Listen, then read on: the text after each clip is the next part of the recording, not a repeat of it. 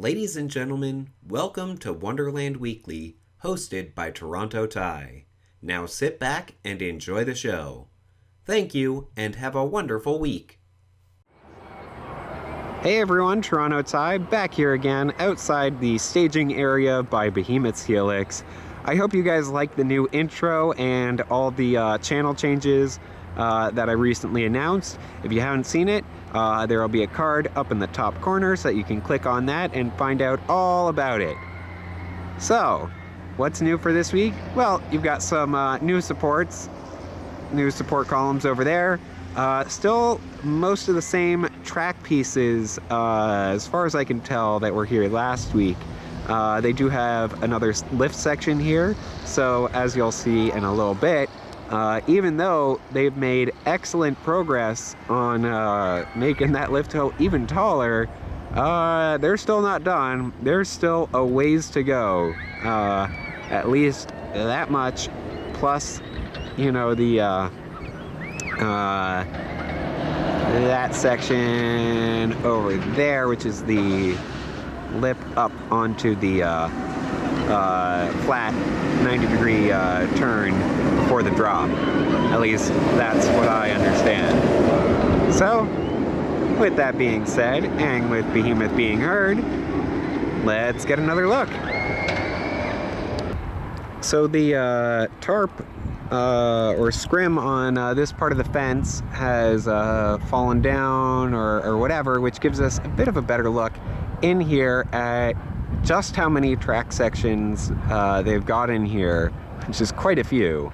So that's really, really awesome, and a lot of empty space, which means that I'm sure they're going to be bringing in even more stuff. And again, over here, they've got some more support columns all ready to go.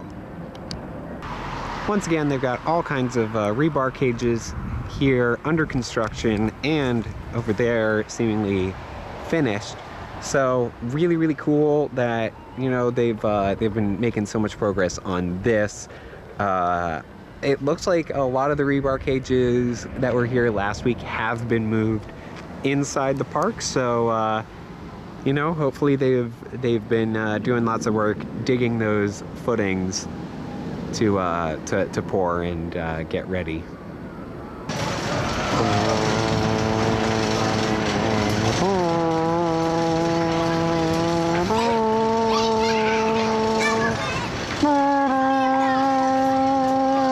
Boom, boom, boom, boom, boom, boom, boom, boom, boom, boom, boom. Wow. Okay, that is an absolutely incredible view here from Mindbuster's exit. You get just a straight shot, pretty much, of this lift hill. It is incredible. So tall already. Oh man, this is so awesome. They are currently working. I just spotted this worker in the cherry picker right behind the lift hill here. Not sure what he's working on, but that's really cool. Oh man, this thing looks so awesome from up here.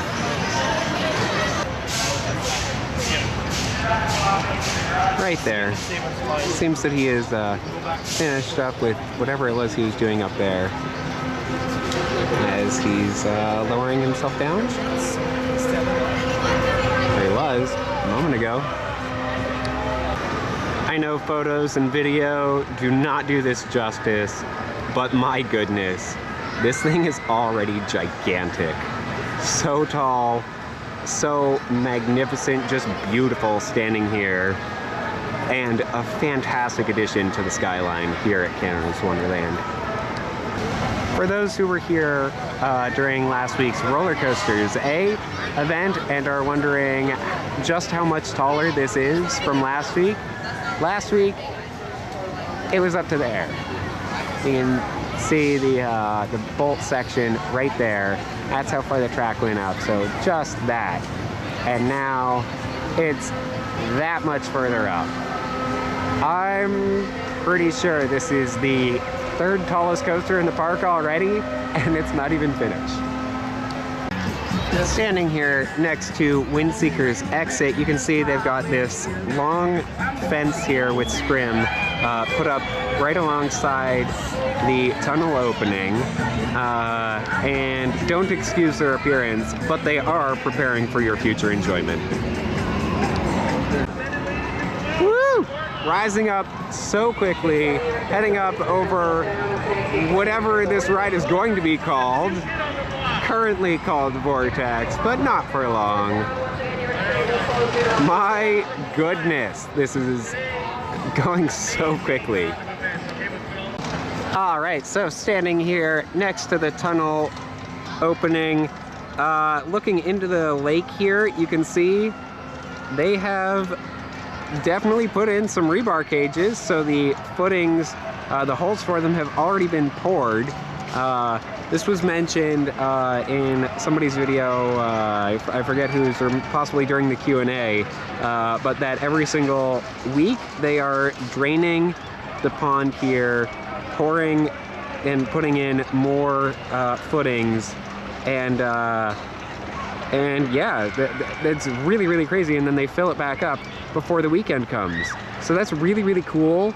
Oddly, this orange marking here is not behind the fence with scrim that they have set up behind the tunnel or over the tunnel, whatever you'd like to say, which is actually where I sat during the fireworks, for anyone that was curious. But man, there are some new footings in the lake. Cool.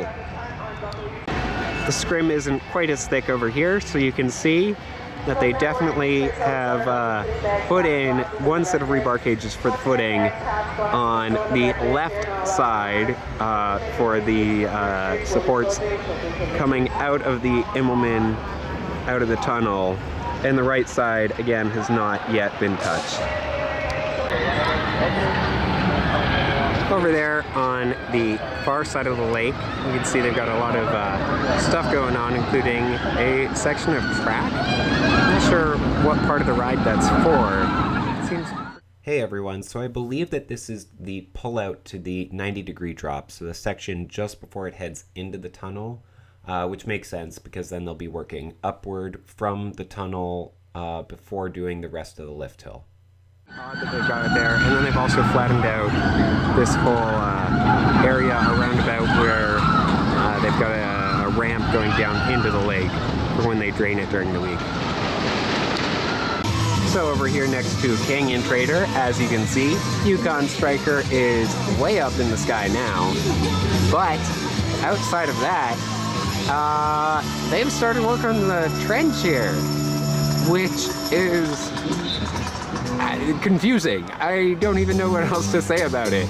These are apparently going to be the walls of the trench, but they look really tall. Like, are they gonna leave it that tall? Are they gonna like chop off the top of it or something? Like, I don't know. It seems really, really strange. And if you guys know anything about it, let me know. Yeah, but I imagine they've been doing more work on footings and stuff. I can't really see too much down the pathway, but you know, they've definitely been doing a lot of work. One other thing that I wanted to mention, I thought that they had pulled up all the paving stones, but they did not. They simply put down some type of black tarp here and then poured dirt on top of it to protect the paving stones. So all the paving stones appear to still be there underneath. They just wanted to keep them protected by putting on a gravel or dirt layer on top. So from pretty much the first steps into the front gate, you can see the water tower that we all thought was going to be part of Yukon Striker's theming is actually behind the scenes back by Code Red, the haunt maze formerly known as the Asylum. So That's kind of interesting, but I'm sure we will see all kinds of other theming around Yukon Striker. Hello, Skeleton, appearing here on the Latin building on International Street. As I mentioned at the end of last season, this is one of my favorite little details about Haunt. The fact that here under Vortex's first drop, they turn the netting into a spider's web with all sorts of spiders crawling around and little spider nests all over the place. And over here by the exit of Soaring Timbers, they've got the Scare Zone Trick or Treat pretty much set up. It's looking pretty good. I know that they get like some different doorbells that you can ring and stuff. And my camera is wigging out. Sorry about that. But yeah, really cool. So oddly enough, here next to Flying Canoes and Timberwolf Falls, Roadside Chicken has gotten a couple new signs. I still don't know why they call it Roadside Chicken, but you know, that's interesting that they decided to do it so late into the season, because I do not remember seeing that any earlier. And I kind of hoped that it would get a new name to tie in with Frontier Canada, but I guess that's not the case. So apparently Wonderland is, they've got a signature Balbir this year, in addition to the Leviathan Lager and Behemoth Blonde Ale. Really interesting. I'm gonna have to try it soon. Well, they've got the Sink the Jerk all ready to go, or at least started to get it ready. And for those who don't know, you'll see in a few weeks. It's a really, really awesome little game that they have here in Medieval Fair by Arthur's Bay during Halloween Haunt. 50% off all merchandise here at Castle Trader, excluding consumables, so any type of food, including this Haunt cotton candy, is not 50% off, but everything else, sunglasses, shirts, statues, all that is 50% off. Alright everyone, for this week's trivia time, I want you to let me know in the comments below how many currently operating Vekoma boomerangs are there in the world. As you probably know, the Bat is a Vekoma boomerang, and it is the most mass-produced coaster design in the world. So let me know in the comments below how many there are currently operating, and I'll give you a shout out in my next video. And a huge shout out to CSRT Forever, Coaster Circuits, and DOT1, who all correctly stated that it was Wayne Gretzky who raised the Canada flag on opening day back in 1981.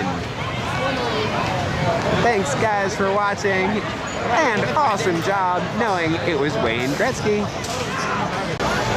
So I know there has been a lot of fuss over how much of a change Yukon Striker is going to be to the skyline over by Whitewater Canyon and all that, but over here by the exit to Drop Tower, yeah, you can see Yukon Striker from all the way over here. This thing is going to be huge. It's going to change the skyline of the entire park. I mean, I'm at pretty much the exact opposite corner, and I can see it from here. So, if that doesn't prove to you just how awesome this thing is, just how much it's going to change the skyline, I don't know what will. But that'll about do it for this week. So, until next time, have a good one.